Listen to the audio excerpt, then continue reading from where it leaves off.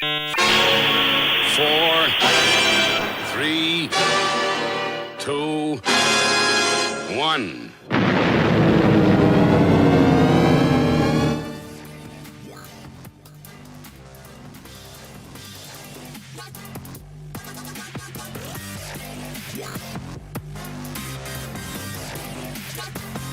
I got hairy legs. Because I'm literally a communist. Fucking vegan. How dare you? Oh, fucking, I completely binned that intro. Did you? I didn't notice. On the stream, yeah. Oh, wow. I hope it's working. Anyway. Hello, willkommen, bienvenue, konnichiwa, ni hao, jambo. Yeah, welcome to the Deep Amish Inquisition cast. Deep Amish Inquisition share. Rough. Alright, I'm Amish Phil. I'm Amish Ben. And I'm Amish Matt. The dwarf, the cripple, and the mother of madness. And we've got Andy here. Andy's here from the Deep Share. What up? How's it going, Hey, guys? Andy. Good. Nice to meet you. Yeah, good, thank you. Yeah, it's been a while in the works, this. I think we first messaged each other right at the start of the summer when I was on holiday. Yeah, It's like, that's yeah, right. let's get this done. And we're finally here. Yeah, you guys had a nice little trip, right? I did. I went. I sent you a video of me doing what's it called? The line, the not strip line, zip line. The zip line, yeah. Yeah, yeah. We're all holidaying in our own countries, obviously, at the moment. The way things are going, but yeah, it doesn't. Yeah, I don't. I was going to say I don't think international travel's going to be on the cards in the near future for most of us. I mean, you must be pretty optimistic, Andy, because you know, with all the shit that's going down, it must be comforting to have like the most popular president ever, like, the guy with the most votes ever. It's like America's always been that self-inflated kid on the playground, but now he's just gone completely off the rails, and everyone's just like, "What is happening?" It's sad. Yeah, we were talking about how divisive it was before we started recording, and it's just so easy. People get sucked in and they play into it, and you know, they just love to divide us and conquer us and get people working against each other. If you can disconnect from all that sort of stuff and try and see the funny side of the absurdity, I think that helped. Oh yeah, man. I think that's why it helps to do, you know, what we're doing in the podcast realm and trying to make light of things. And other guys, like we were talking about Legit Bat before, and OBDM the same. You know, there's so much quality content out there for people who want to disconnect from the mainstream. Yeah, and it doesn't have to be all gloom and doom. I mean, we all talk about a lot of the hot things and that can be kind of negative or scary or whatever, but I think that's our drive to kind of inform people that aren't aware of the dirt.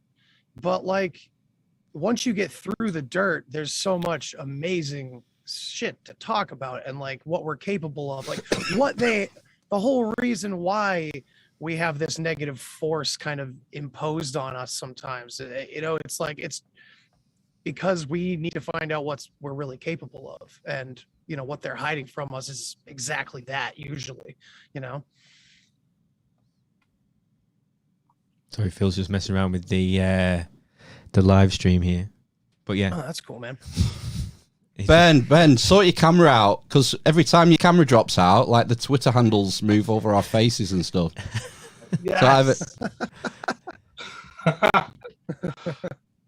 Unlimited power. Sorry about that. I'll not do that. Please continue. How many episodes are you on now, Andy, on the Deep Share? I don't know. Like, I think, well, I've edited down, like I have like a bunch of them to drop still. I'm like kind of trying to catch up right now because I keep doing more episodes, but I, you know, there's only so many hours in the week to put it all out. So I keep getting behind, but I've having a lot of great conversations. It's like my brain is thinking way ahead of, you know, the amount of time. I need like 36-hour days. That's what I need. I work on like a 36-hour day, and it's just the world doesn't agree. So I lose a lot of sleep. But you guys have a shitload of episodes. You guys have been around for a while. You guys have been hustling like crazy, man. And Congratulations. That's the way we like to be described. Yeah, hustlers. I think we did it. I think we did about 40 episodes before we even released any. Yeah, so See, that's They'll never kind of see the light of day. dude. It's like, I don't know, like my original plan was to kind of do that. Like, I'm gonna get way ahead and then just like easily release them week to week. Oh, But no. no! I mean, we never release them. We never. They're just, They're unreleasable. yeah, we'd be Oh, cancelled. practice. We'd be cancelled by breakfast. Oh yeah. Well, I had a podcast like that entirely before. It was like an entire practice podcast, and yeah, it's gone with the wind. so what is the format of your podcast? Do you do kind of series and things like that, or seasons, I should say? I mean, I guess like most of the podcast apps like ask what season it is, so I usually use that, but I wasn't really planning on doing that. But you know, it might be nice to initiate that as like a good point to take a nice little vacation for myself, perhaps, like do the seasons. But yeah, for the most part, I do like interviews with guests in certain fields and stuff like that. Right. Okay. I'm starting to get more serious about mini series of roundtables, kind of getting different perspectives on a big topic that interests me. Oh, wow. So That I'm sounds doing good. one. I'm in the midst of one right now that I'm calling The Witness, and it's basically focused on different pathways that humans take to reach a very, to me, similar place or transcendent experience, from paranormal to psychedelic to near-death experiences, alien encounters. You know, that's just part of the gamut, but it's to give a good, you know, gradient, I guess, to the many different ways that we can come to the same kind of perennial philosophy that exists within, kind of starts here. And that's my take on it. This kind of using consciousness as the starting point, and that, you know, everything is suspect in this 3-dimension, and it can kind of all connect on a greater scale. Almost like I've been saying, you know, it does feel like the strings are being pulled a lot of times, but it kind of feels like they're being pulled from outside of the theater, you know? From a different dimension, you mean? Something like that. Or maybe it's just us and it's all illusion or something. You know, I once heard someone say, like, once we realize we are this place, things will go along a lot better. I think that rings true in a lot of ways. I think part of the problem is most of us are so caught up with our day-to-day life, our daily grind, the responsibilities we have, whether it's via parenting, job, education, all the rest of it. We have so little free time compared to people living like 10,000 years ago. You know, like they reckon hunter-gatherers actually had quite a lot of free time. They got most of the hunting and gathering done, you know, in a few hours in the morning. And then, you know, they had quite a lot of downtime to... Sudoku. Yeah, to do Sudoku, or transcendental meditation. One of the, you know, either or. Did you see those footprints that were analysed this week from, was it North America, wasn't it? Yeah, it was. I can't remember exactly where. I want to say, no, I'm not even going to say because I can't remember. We could look it up real fast, though. I had a feeling it might have been Ohio, really maybe. Yeah, that sounds right. Footprints. Yeah, they found these footprints were found quite a few years ago, and then they finally done some sort of chemical testing on them. Yeah. New Mexico. Was it New Mexico? Yeah. And New Mexico, which doesn't surprise me. That area of the United States has a lot of old secrets. You know, there's ancient carvings and structures inside of the Grand Canyon area that have been kind of hush-hushed, or people are like, it's blocked off with construction, or you're not allowed back there. But people have taken videos and pictures, and stories have been written and stuff like that. That whole area, man. So what do you think of this? What do you think of this? Because, like, go ahead. Like, what do you guys think of this story coming out about these footprints? Well, it makes complete sense to me that these footprints, they reckon, are 25,000 years old. Right. Okay. It's like Graham Hancock says, things just keep getting older. Oh, and is the story of civilization has to be completely, continuously be, amended Yeah. to account for to account for evidence as it shows up. It was the same with Göbekli Tepe. Yeah. And I've no idea how ancient our civilization or our human race is.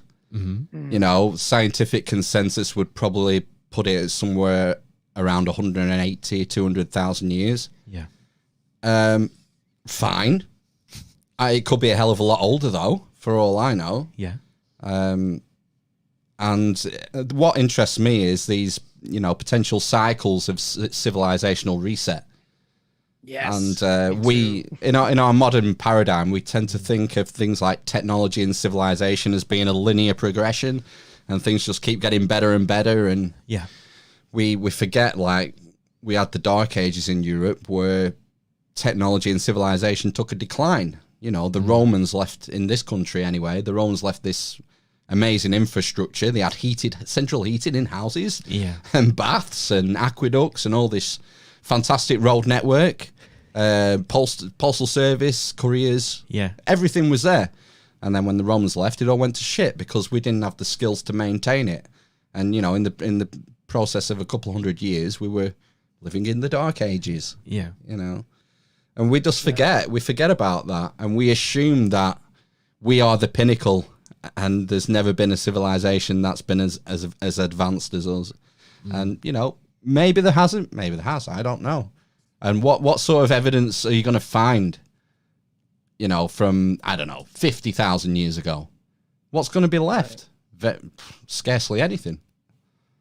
Yeah, I think there's some evidence out there, but it's really controversial. For instance, are you familiar with Michael Cremo's work with Forbidden History? And he's found, evidence of human remains supposedly in sediment that was 6 million years old, modern human remains. So, wow. And of course, he's been discredited in most, I would say, mainstream ways of suggesting he's pseudoscientific, but they can't discredit him. He's a part of like the International Archaeological Association, all these prestigious places that recognize him as who he is. So it's like, and he's looking at primary archaeological data. So, not history books, not archaeology history books, not books in our school systems, nothing like that. It's the archaeologists from a long time ago that were first recording this information, probably before it was corrupted and redacted and et cetera, So who knows how many cycles we may have gone through, because I do like that cyclical idea. Everything else is cyclical. And it goes right back to my idea with consciousness and everything. It's not my idea really, but my perspective on it with, everything is cyclical. It's all the spiral. That's what I like. Yeah. I mean, another thing that they've stolen from us. One of the rabbit holes I'd like to go down is the role that the Smithsonian's played, particularly in North America when it comes to this. We hinted at it when we had Adam on, the giant guy. Yeah, he did a little bit, didn't he? Yeah, I've forgotten his surname now. But he wrote a book about ancient Hebrews coming to North America. Yeah. I can't remember his surname now, but he's been on Ancient Earth Ancients, I think, and various other shows like that. I'll send you his contact info anyway. Please do, yeah. But he sort of hinted at the way the Smithsonian may have corrupted the historical record and were sort of selective with what they would show to not just the general public, but researchers coming and wanting to look at, wanting to do their own first-hand research. That's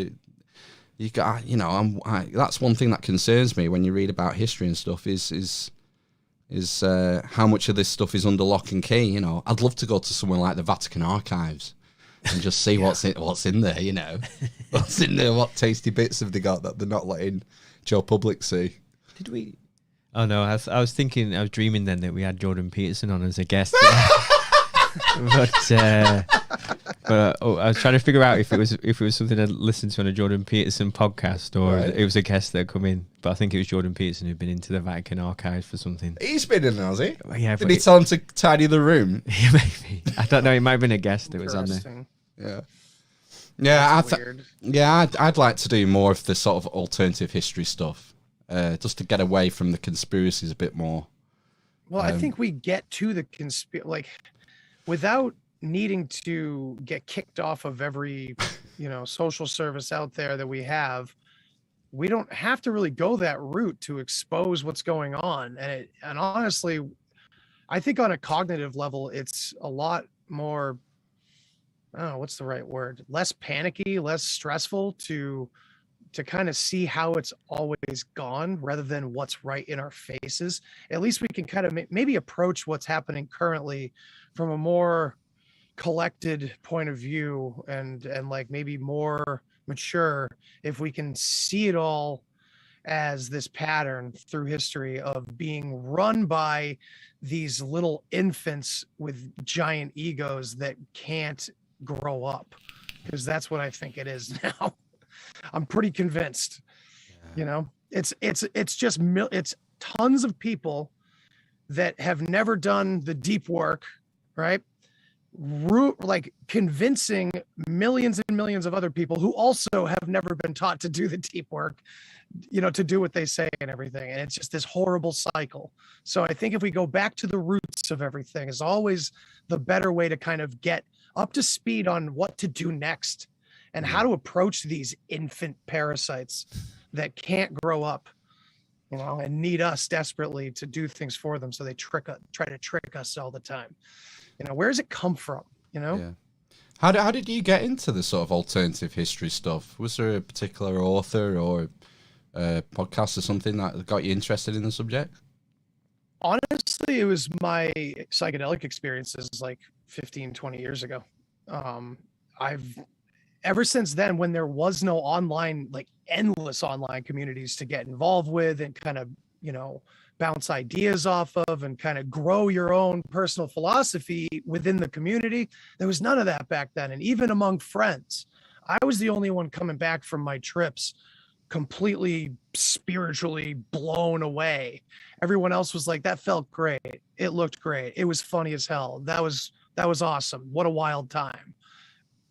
It wasn't like that for me. I became the Indiana Jones, the James Joyce, man. Like, it hit me hard. So at that point in my life, I was hooked. So I had to look into, bookstores and who was writing about this. So I found all my dead heroes, and it just kept getting further and further and further into the past.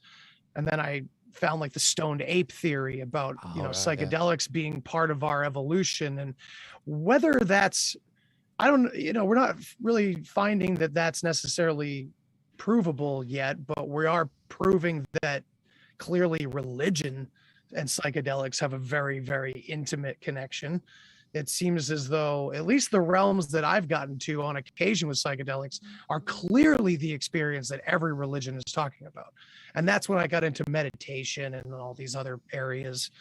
And kind of, that whole line of thinking always brushes up against conspiracy theory and alternative history and things like that, Yeah, I've done a few books in the last couple of years on that sort of theme of psychedelics and religion. So there's like Marco Allegro's books, Sacred Mushroom and the Cross, and there was a really good recent one by Brian Murarescu, I think he's called. Murarescu, isn't it? Yeah, The Immortality Key.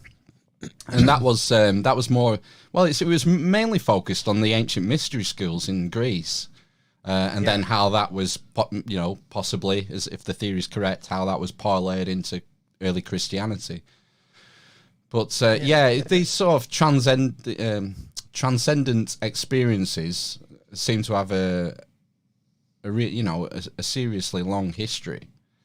I'm trying to think of what, I guess like the ayahuasca ceremonies are a continuation of that, aren't they? Yeah, I would say, maybe a continuation, but I don't know. The roots of ayahuasca, the cultural roots of it. When anthropologists have talked to Amazonian tribes, they always tell them, because the fascinating thing about ayahuasca is that it's one root of a plant, and then to make the DMT orally active in your system, you have to use an entirely different part of another plant from the Amazon among 50 million different species down there. So when anthropologists would ask them how you ever discovered how you had to brew these things together, they would just say that the plants whispered it to them. So, But the thing is, what's the prosaic explanation? Trial and error? I guess. I mean, Yeah. Well, with 50 million different plants, and I mean, how many of them will be lethal? It's like exactly. Yeah, dude. And how many combinations is that though? That's not just 100 million. no. Trying to put two together. I don't know. That's nuts. Well, I mean, I think is it what's the compound? It's in lots of plants. It'd be probably DMT, dimethyltryptamine. DMT, I think, is in quite a lot of plants. It's the inhibitor, isn't it? That is the key. The what the hell is it? Yeah, it's inhibitor, isn't it? Yeah, something science talk, something. Yeah. No, my memory's not what it used to be. Have you done ayahuasca? Never done ayahuasca. I've done DMT, but ayahuasca seems to me very similar to what I got from mushrooms and mescaline. The two, not that I wouldn't try it. It's just that I think the reports sound very just as positive and just as transformative and spiritual. I know there's a lot of people out there that really define the different experiences, and I know some of them are pretty stark, but I think a lot of it sends you to the same part of your head, your experience, because it's really just you. Our brain has receptors for these chemicals, and then these chemicals go in like a lock and key system.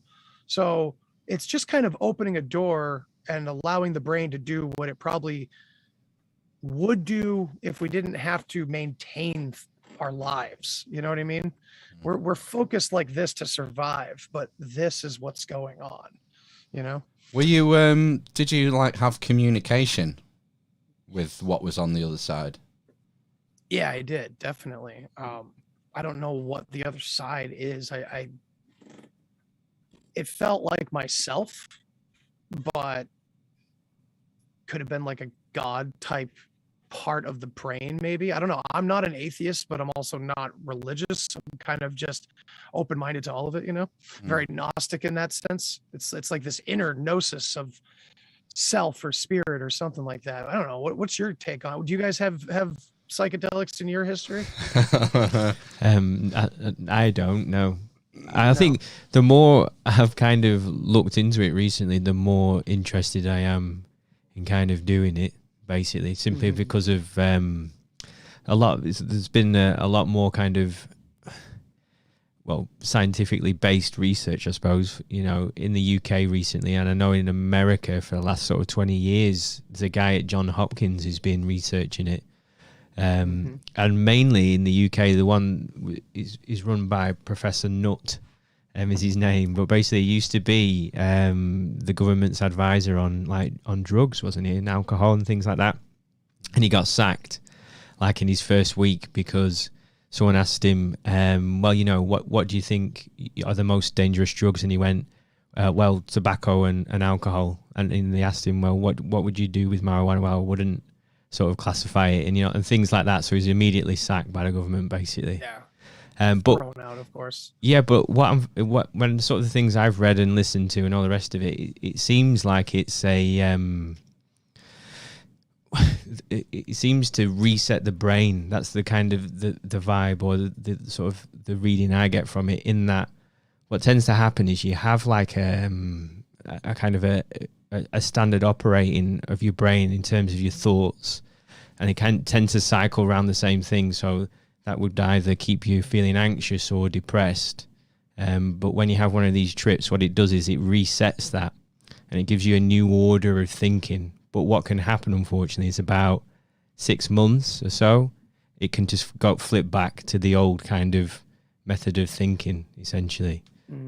So I'm quite interested in it from that aspect, but also everyone sort of says, like 80% of the people say who do it under these kind of research trials, that it's like one of the most, it's either the most or one of the most meaningful experiences in their lives, essentially. Wow. So I just find that absolutely fascinating. Yeah, these are trials where, aren't they trying to treat people with things like PTSD?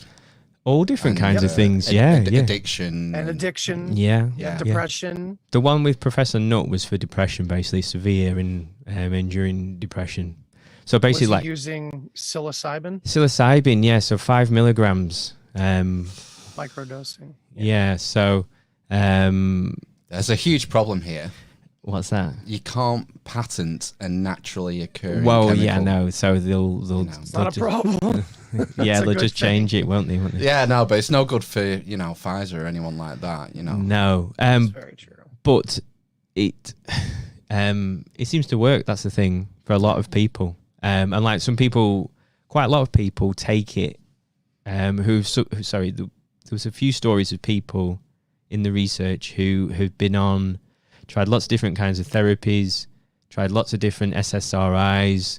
None of it worked. And then they took 1 dose of psilocybin and that was it. It was like a light bulb kind of moment, just switched, said, right, everything's going to be okay. The other thing that's what I was going to say was, go ahead. For people who have like a chronic fear of death, so who might be terminally ill with cancer, say, and they're absolutely terrified of dying, and they're going to die in 6 months' time, take a dose of psilocybin, 80-90% of them have no fear of death after taking it because they just know that it's going to be okay, essentially. I just find that fascinating. I like that you put it that way, because that was, when you asked me about contact, that's the contact I had. I felt like I had the warmest hug I've ever had, the most meaningful one ever. And the voice was mine, and it said, everything always has been okay, everything always will be okay, and everything always is okay. And that was it. And actually recently I've trying to change that, and I'm trying to turn it into everything has been fucking awesome and everything will be fucking awesome, because I'm not going to settle for okay anymore, and none of us should. Yeah. And I think that's the message of psychedelics, is to jumpstart something. It's a lifting off point. I think there's a lot of negative about it too, because when things like John Hopkins or Harvard or these big prestigious places, very connected to all the people we don't like, research these things and try to give them to us in a medical format like we've kind of wanted all along, it's very suspicious, and for good reason. But I don't think, I want to say this, I don't think the psychedelic experience itself can be manipulated. You can be manipulated. The mind can be manipulated post, pre, whatever. But the psychedelic experience is, like I said, a lock and key. And you open that door and you have that experience, whether you like it or not, whether they like it or not. So, I mean, I don't like when we distrust psychedelics amidst the government's interest in them. A lot of people fall down that kind of hole where, oh, well, they're pushing LSD back from the 60s. No, they were trying to use the force. The dark side was using the force, man. But I don't want to rely on psychedelics only, because I think it's a message you can get here on your own. Because I think after those experiences, I had the strongest ability to be able to just go out in the backyard weeks after an experience like that and still like stare for 30 seconds and bring back a lot of the visualization and the meaning that came with the experience.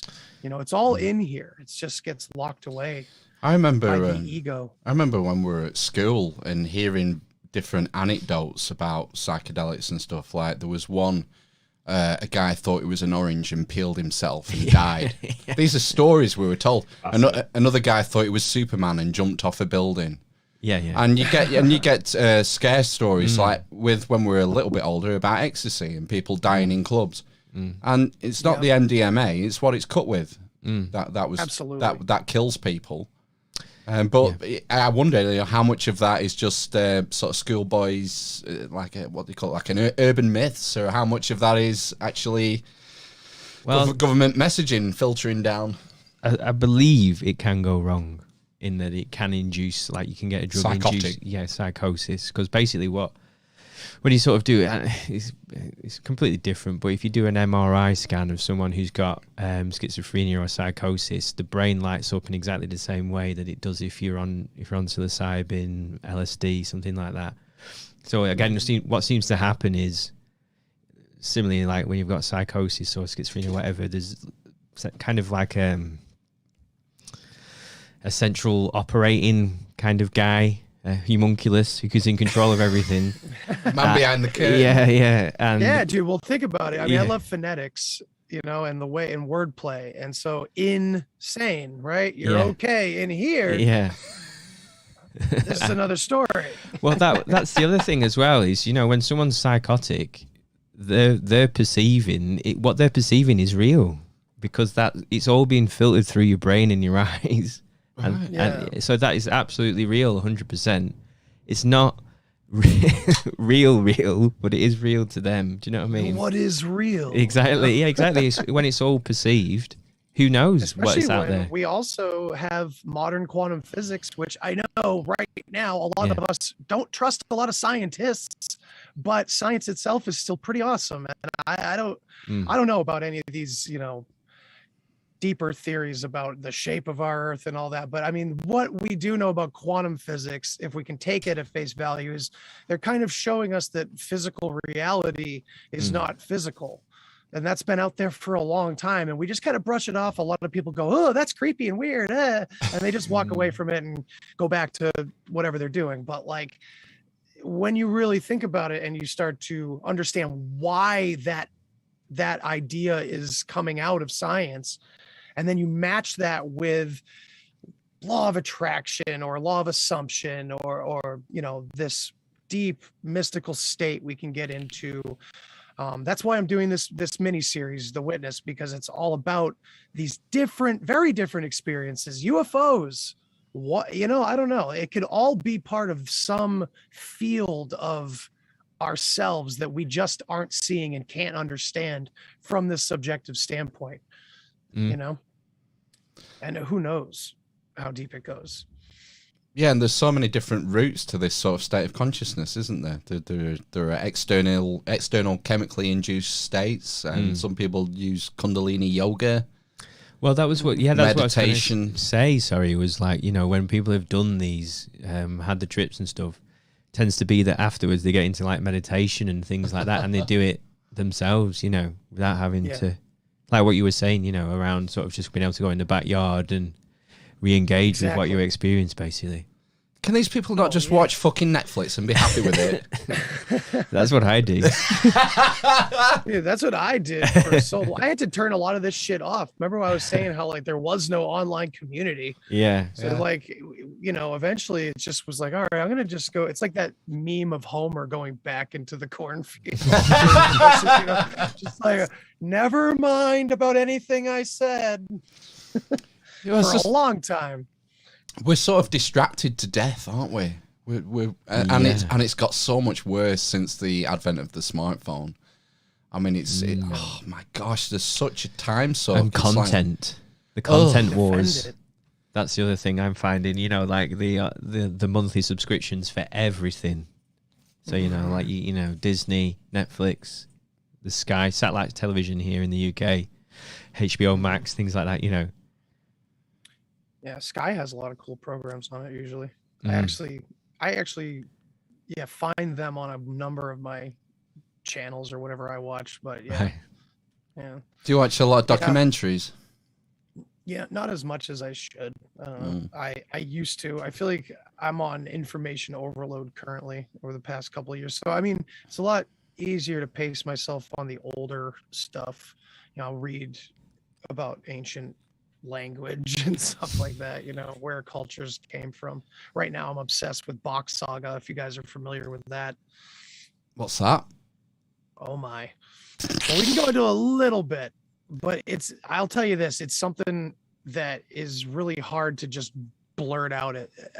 It's a story that comes from Finland, from a single man, that the claims are that it comes from his family and passed down since the beginning of time, and that that his family, that the one that he comes from, which is the Bock family, Bockstrom, it becomes is the first family, the first human family on Earth, and it goes into all sorts of different redirecting history, even the stuff that we've been learning for the past few years about like Tartaria and things. It's this Bock Saga is turning things on its head in ways I really didn't expect it to, because it starts off in a pretty weird way and it makes a lot of big claims, but then on the phonetic level of the root language that they attribute to this Bock Saga supposedly is our first language. And the coincidences about this language are really, really just fascinating. And to go into it is too much. I won't do it here, but I'll definitely send you guys some links that you can look into and hear it from the horse's mouth from these videos, because the story is like orally passed down. They only just recently wrote a book, and actually, yeah, it's right here for anyone that's interested, the Bock Saga. And oh, cool. There's the Ouroboros there on the cover as well. It's really interesting because it basically rewrites our ideas of even early Egypt and things like that, but it comes from a Scandinavian origination point. Here, I'll tell you this one part of the saga just to whet people's appetite. Yeah. So supposedly, this is all based on what the saga suggests, is that a long time ago, the Earth was not rotating on an axis point. It was straight up and down. And because of that, the sun stayed, I guess, prospectively from the North Pole to stay daylight 24/7 up here. And where this North Pole was where Helsinki is now. That's the way the story goes. And back then it was referred to simply as hell, or home, or completion, or balance, heaven, basically. So, and we always talk about inversion in this community and what the Catholic Church has done to a lot of pagan society and heathen society is invert and discredit and all that. So we start right there with hell being a place in the north, not down below. And it's a heaven, not a horrible place. But the ironic part, it is where all these hot springs are and this volcanic action going on in the planet. When the Earth falls on its axis, this story claims that's the first Ragnarok. And we know that from the Viking story. Yeah. And when that happens, the whole planet gets covered in snow and ice, and it freezes over, and most people die.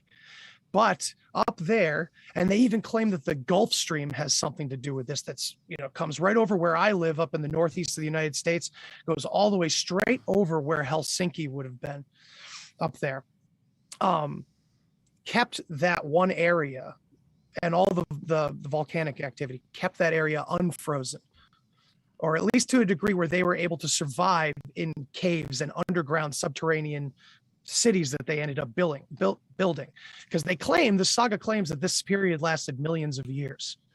So during this period, they referred to this time period as Altlantis, Altlantis, which translates for them to all land ice. And eventually, once this ice melts, that's the second Ragnarok and the biblical floods. And then all these tall, now remember, they're living underground for millions of years. And the one thing I forgot to mention was the saga suggests that we were all tropical beforehand. Every race was tropical on the planet until this first Ragnarok. So now, fast forward, they've been living underground for millions of years. Their skin becomes white. Their eyes turn blue. These tall, Nordic, blue-eyed people Ice giants. with technology that they've been building safely for millions of years to send down to this newly thawed out Earth with all these surviving people. And then we have all these fucking stories about the shiny ones, or the white tall Nordics, or the ones that came to help. The Nephilim. We have all of it, dude. Now there's so much more to it, but this is the same guy who's was banging on about autofellatio and and how collecting one's own sap, and how the original way to procreate took like 22,000 people or something. Same guy, right? Just so we're on the same page. Dude, it's insane. And I would. It's hard to get into the language aspect of the story that makes so much sense. How they've literally been able to take this root language and trace it like throughout our history and find out where cultures ended up and how names became other names. And it's really creepy. I mean, this guy was either an unbelievable genius mastermind trickster, or I don't know. I don't think he can be. I think there's actually too much that has that like the actual Finnish lores from that area have in common with what he said. I don't know, man. You guys got to look into it though. It's pretty nuts. And I'm not an expert. I want to get people turned on to it so we can suss it out. Because if it is full of shit, let's find out. But if it's not, and it's leading to something like Michael Tessarion, for instance, from Unslaved, is like, he at one point he was like convinced that the world isn't even ready for this yet, but it needs to come out eventually. By all means, man. I mean, eavesdroppers, read the book or go to bocksaga.info and you can hear all about how Santa came from Finland, and before the ice time was the all-father to all people on the planet. And all your autofellatio tips. That's the crazy. Yeah. So that's what I attribute. There is that in the mythology. There's this idea that these people had where instead of like in the East where they do those, karmic, sutra things where they like harness it and they can be multi-orgasmic without releasing anything. Yeah, like Sting. Right. So because like the seed is important or whatever. So in this culture, it's way more primitive, way more ape-like in some ways form of that. Like they're collecting their seed. They're keeping it in themselves by teaching themselves these yoga meditations. Oh, Jesus. It's very interesting. You need to get that stuff out, man.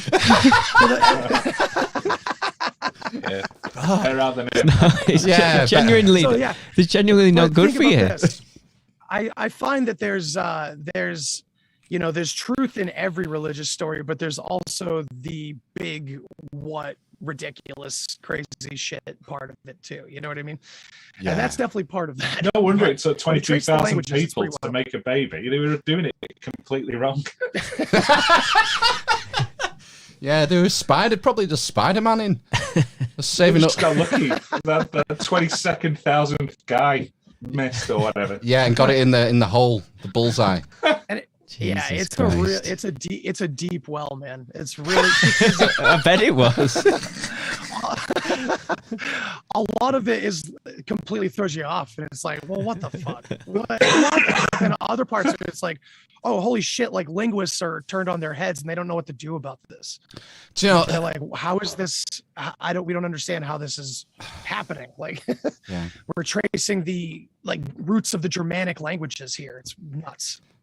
I remember when I read John Marco Allegro's stuff, and the problem is I just came away with it thinking, well, this is a fascinating idea, but I just don't have the tools to be able to evaluate it. I'm not a linguist. He's giving all these, trained, scholarly linguists are going over this stuff and trying to make sense of it. What hope have fucking I got? Well, that's the thing. I think that's the thing with his book is, it's all language based, isn't it? Yeah, I think it philology, depends. is it called? Philology, yeah. It depends how you go into it. I think if you go into it wanting to believe it, you'll come away believing it. If you go into it not wanting to believe it, which all his peers Yeah, you know, he was ostracized Yeah. from the linguistic community for releasing those books. Right. You know, Just so like obviously, Zachariah Sitchin with all his Sumerian translations. You know, he's still. I had people on my show that have said, "Well, I respected Zachariah a lot, but you know, he got a lot of things wrong, or he mistranslated this, or he may have done this because he kind of fell down his own rabbit hole, this or that." You know what I mean? Maybe there's good intentions still there for the most part. You know, like this Bock Saga thing. I don't want to say that it has. This is it. But I think it's a huge. I think it has elements that we need to connect to other things, and that's really the essence of it. Is that it has a lot of valid information that we need to bring out and suss out and wonder and figure out why it's connected to these other things. And because to me, what the Bock Saga, the most interesting thing to me is that it's revealing how our language is actually coded and how it can be fucked with and manipulated, because what the saga suggests is there's like original story to every sound in our alphabet. They have the same alphabet as modern English, and when you look into it, it's like they have their story and how these words evolved and how they changed and who changed them. It's a really interesting way to look at things, and I think it's probably our key to a lot of the ancient things that we have, like 90% of it, but we have a lot of linguistic missing parts, you know. Yeah. Anything that is ancient and that has been passed down through oral tradition has value in it outright. It has a value from an anthropological point of view, from a historical point of view. This is the stories that people, even if they are just stories, it still has value in the fact that these are stories that people were telling themselves 10,000 years ago, from however far back it goes.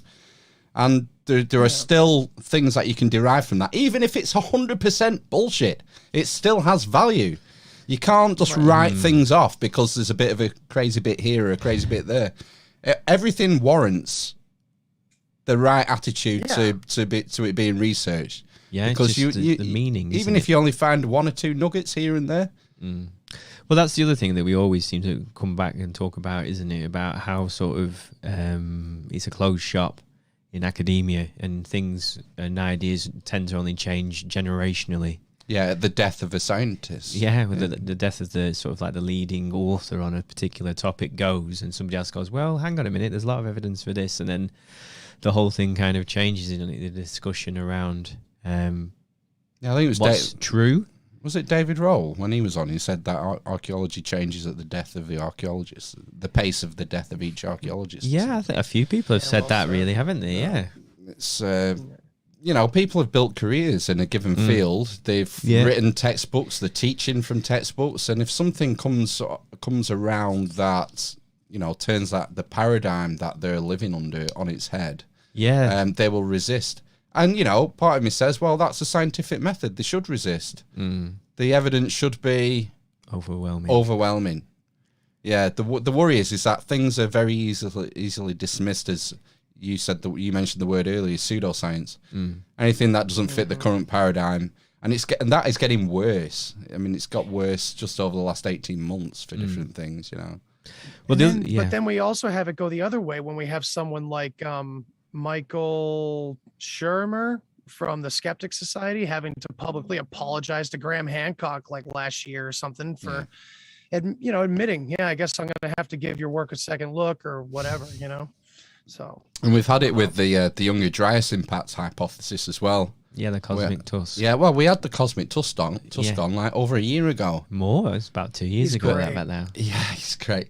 But since we came here, there have been more of the skeptics have joined the comic research team.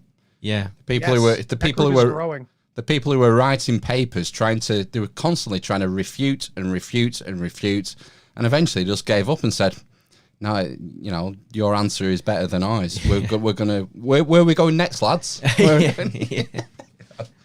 But I mean, you know, amen.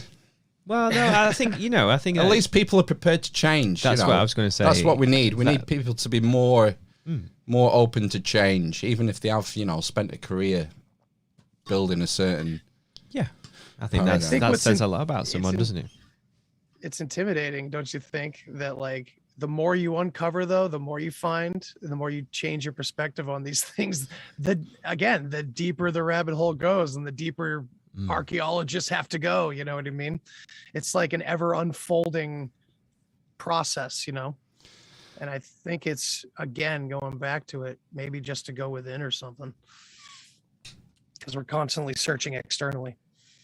Yeah, I enjoy it though. I like looking into ancient history. That's one of my probably the main. I have a bit of a shotgun approach, to be honest, when it comes to reading, and particularly this year, I've done an experiment this year where I've used a random number generator to pick the next book. Yeah, but that's awesome. It is, but I've had some shit ones this year, to be fair. That would have just stayed on the shelf gathering dust, I think. But I've decided. Can you give me some examples, man? Well, I've just started today. I've started Going Clear, the Scientology book by Lawrence Wright. Ooh. I might read that after you finished it. I watched the documentary. Yeah, I didn't read it. The one I finished today was a Christian apologetic book about Jesus amongst other gods by Ravi Zacharias. So I've had quite a bit of theology. I've had one on Neapolitan ice cream. Neapolitan ice cream and the Napoleonic Wars. I can't even say it. Napoleonic Wars. Yeah. Gulag Archipelago. I got this. That was the first one out of the hat this year. That one seemed to affect you a lot. The Gulag Archipelago. Everyone should read that book. Absolutely everyone, and now more than ever.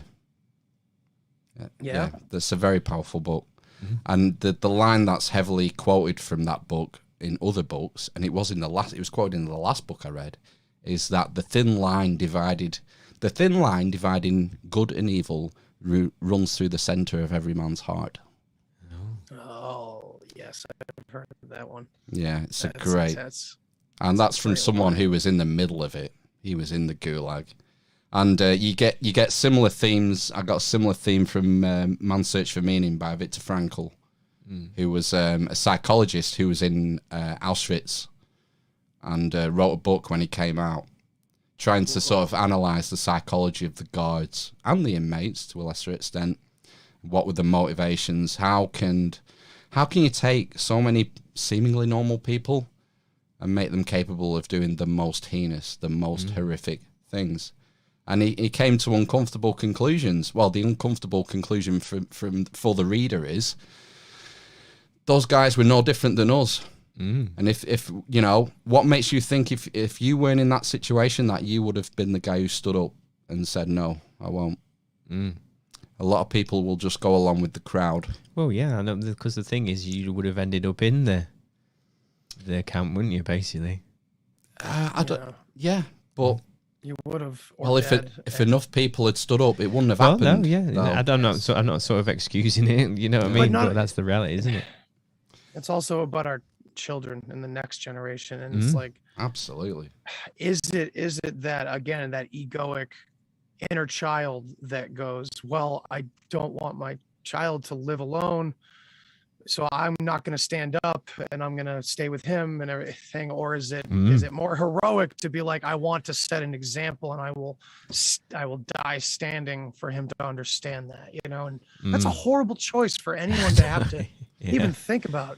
I mean, shit, I'm getting choked up even thinking about it, man. I don't watch a lot of movies anymore, but there's a great moment in the first Avengers movie, and it's when Loki lands on planet Earth, and he kills someone, and he's outside in a square with a bunch of people, and he tells the people to kneel, and they all kneel apart from one old man, and he says some words to the effect of,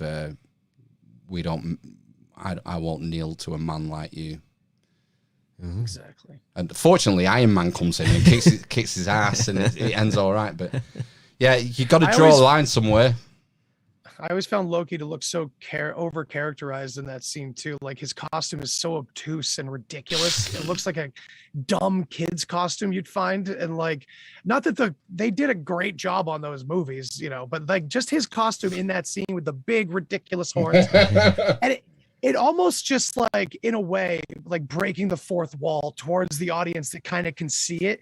It's just showing that it's all trickery and it's all theater and it's all Wizard of Oz bullshit. Like, it's just a fake god, like, you know, I know he was a real god, but in my eyes, I don't know, I saw it. I saw this like theatrical clown standing there demanding everyone to kneel, and he had to kill, you know, use his power that isn't his in this staff and prove his power to make them kneel, I believe, before they do. And it's all magic and theater and distraction and misdirection. And I think the more we talk about all this kind of shit, the less we pay attention to it in like a subdued kind of way, you know, we can ignore it and move on with our lives. And shit, how much of it is just trickery, you know? Where do we draw the line? Yeah, and it's so passive as well. You know, watch TV, sports, movies. It's so passive. It's just something that, well, you're a consumer, basically. You're just sort of sitting down and consuming this stuff. And, you know, everyone has to sort of come to their own judgment at a certain point in their life where they sort of analyze their behavior and think, what have I just spent the last 20 years doing, man? You know, going to watch football that I hate. I remember going to North End and thinking, like, almost wishing them to lose so that I would have something to moan about at work the next day, you know. It's like that is pretty dark. It is. It's like, but you come to a point you think, no more. I'm not doing this shit anymore. I'm just gonna stop, you know. And it's the same with TV. There's so much sort of C grade dross. Yeah, on there's TV, a lot of rubbish, you know. isn't there? There's very little sort of high quality writing or storytelling anymore. Yeah, especially more so in movies because it's all remakes and. Not only that, but it's all cut. Like, there's no acting, there's no feeling. Like, you know, you watch, like, I got Jaws on right now. You watch Jaws, man, and you listen to Robert Shaw talk about the USS Indianapolis experience, and it's like, this is, now I'm not saying Tom Hardy couldn't pull that off in a sick reboot. that actually might be a cool idea, but I'm just saying, like, it's only done in homage now. You know, you get a period piece or you got like a real artsy movie. It's not just generally, I would love to see an awesome action movie with great acting like I used to see. I'm not talking like Predator, but like, as much as I love that, but like Terminator, you know, that movie right there, Blade Runner, like whatever, predictive programming be damned. Like these movies had incredible acting and storytelling. And I don't know, for me, it did not program me into someone who's just like, oh, that looks like a great future. It programmed me to be ready for it, just like you guys and a lot of other people in our community. So it's like there's a lot of value in that rich, well-developed storytelling that, it's you guys like hit it on the head. It's like lacking that kind of feeling. It's all reboots and shit these days. You know? Yeah, there doesn't seem to be much depth to the movies. Not the ones that I've seen recently, but I've seen I watched a good film last night actually called Predator. Predator 2. It's called The Green Knight. So I'd watched that. Oh, it's about the Holy Grail. It's some kind of Arthurian. Yeah, The Green Knight. Tale. Based on Thomas Mallory, probably. I don't know. He said at the beginning, but I couldn't. It flashed up too quickly for me to read. Is it Wolfram von Eschenbach? It was called Gruar, the main guy in it. Right. And he's Gruyere or something like that. Yeah. I think I know who you're talking about. Yeah. I haven't heard of that though. And a tree comes in, and it's on Amazon Prime if you've got Amazon Prime, and says, "You have to battle me" or something like that. And like they say, who's going to battle me? And then this guy goes forward and he battle and like he chops his head off. He says, right, in a year's time, I'm going to do you.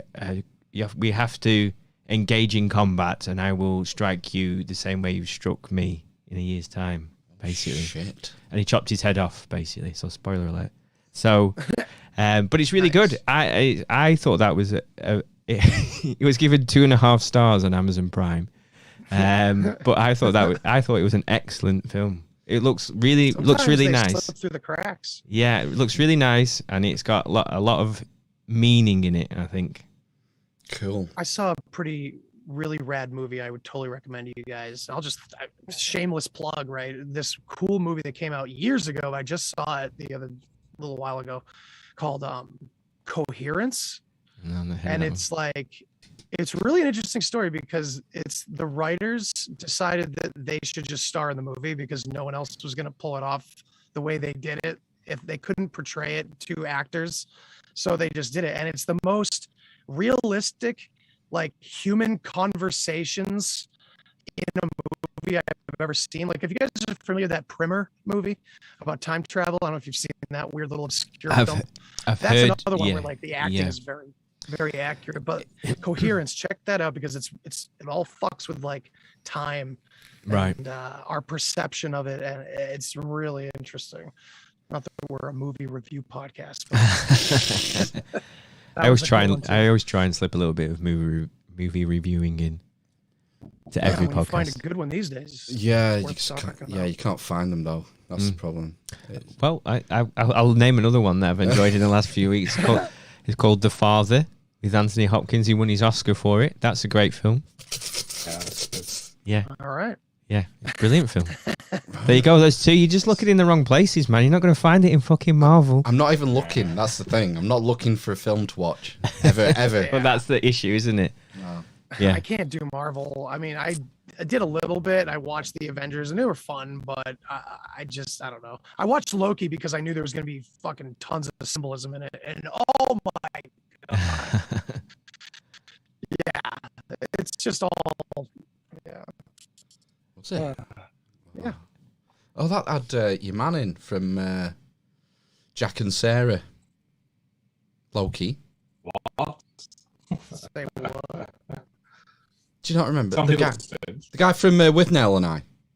Yeah. Richard E. Grant. Richard E. Grant. Oh. He played Loki from an alternative It's universe. Tom and Apparently. Sarah, Jeez. I've not Oh, watched it. that's right. Yes, he did. Yeah, there was a few alternate Lokis. It was curious, but whatever. Enough about Disney stuff. Oh, Disney is Satan. What have you guys been digging into lately? Oh my God, you're breaking up a bit. Yeah. Got some No, internet last connection. time no. you switched something off. I switched something off. What, Yeah. the laptop? Now, I don't think that'll work. there was something running in the background and it improved the Oh, I can't remember. This That's is- weeks ago. audio. They're coming in real good. Oh. I don't know what it is then. I turned something off. Yeah, it was like a few weeks ago when the system Oh, resources fuck. No. were low. Minimise that window. Go on. I've queued it. For Yeah, talk fuck's now, sake. Andy. No, it's fine. All right. Fine. Yeah, we got rid of it. Check, check, check. There we go. You see that all the way through. Checkity check. Yeah. We're just gone over an hour, and now we've finally sorted it I out. just sorted the audio. There's always some issue with live, man. That always happens. I've decided that next year I'm going to hyper focus on what I'm going to research rather than the Ooh. shotgun approach. I'm going to pick 2 subjects, one esoteric. One for six months each. No, one esoteric and one exoteric, and alternate. Oh, sexy. Yeah, sexy. Good yeah. idea. So I'm Gambit. I'm thinking at the moment. I'm thinking ancient Rome and the Holy Grail. I think you've read everything about ancient Rome, though, haven't you? No, there's like a Isn't that like a million top? That sounds more like a topic and then a subtopic instead of 2 separate things. But yeah, okay, no, exoteric and esoteric. Yeah, I see it. So I mean, Yeah, that is pretty intense. when it comes to the Holy Grail, I mean, you could go back to the original sources, the Grail romances, and then you can go into King Arthur as well, or Gnostic stuff, the Gnostic texts. Yeah.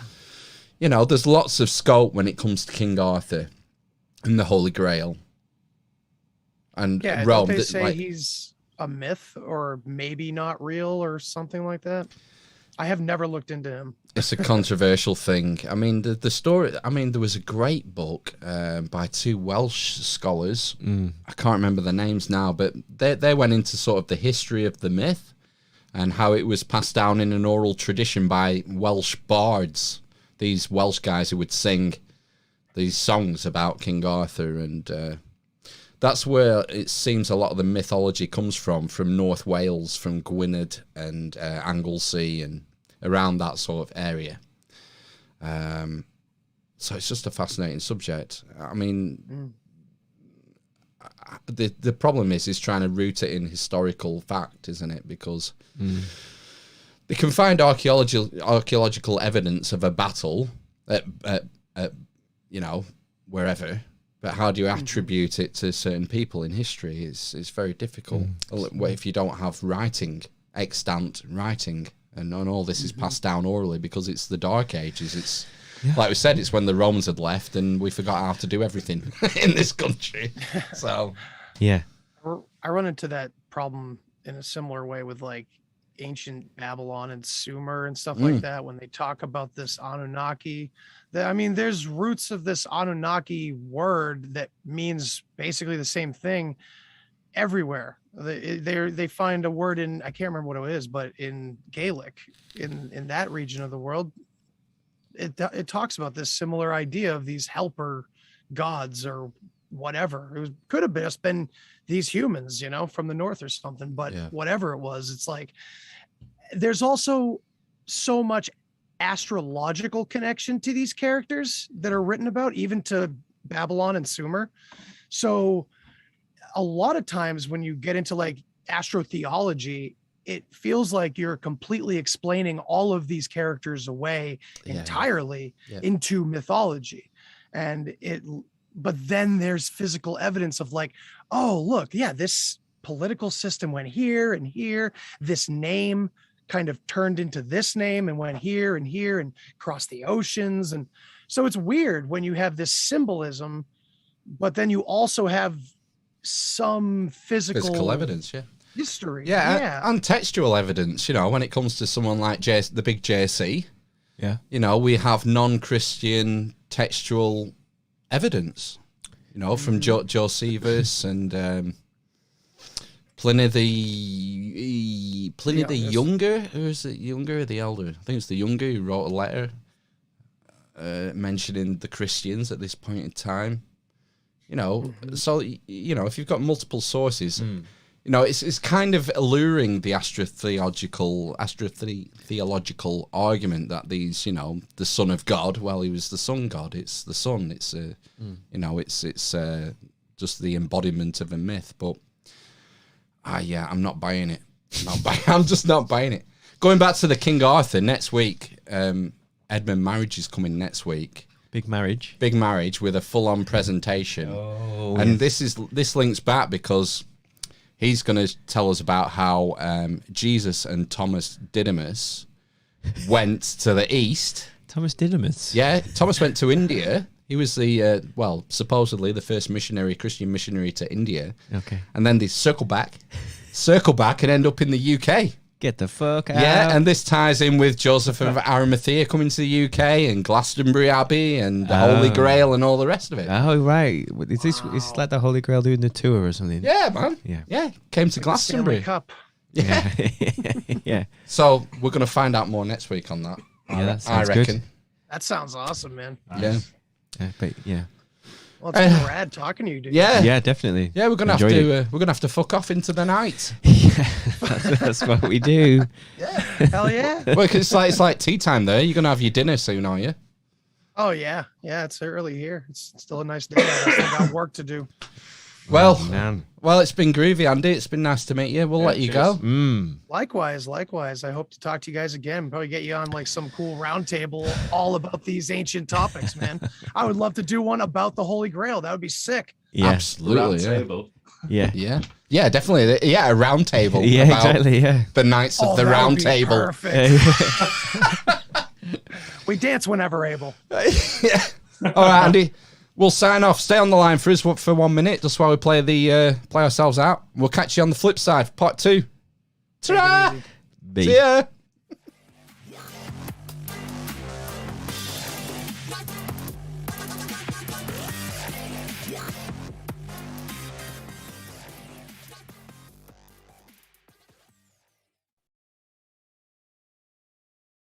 Okay, that's it.